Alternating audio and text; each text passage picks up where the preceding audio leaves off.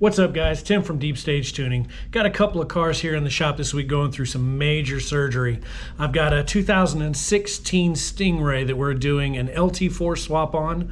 We're also putting in a new differential, full exhaust system, forged rods and pistons, because we all know LT1s can't handle any boost. Another customer of ours shipped his car to us from Florida. I've done some remote tuning for this guy for a while. Is always happy with the performance that he's gotten out of it. So he shipped us his car, and we are going to put forged rods and pistons in it as well. We're going to do a Magnuson on it, fuel system, cam swap, anything you could possibly imagine. With the limited fuel system with the LT4 injectors, we're hoping to get about 800 horsepower out of it, maybe a little bit more. We've been told that that's about all they'll handle. He wants to run E. I told him, we might be able to run some E, but I wouldn't get your hopes up too much. But here's a video on that Z06, and we'll see you in a few.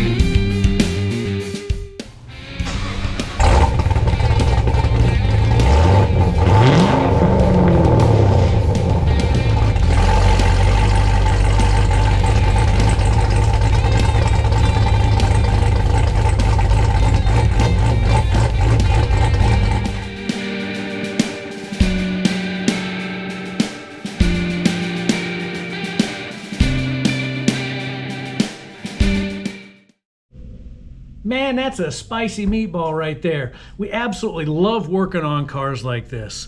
The Supercharger whine that comes out of it. This one only made about 14 pounds of boost in our air.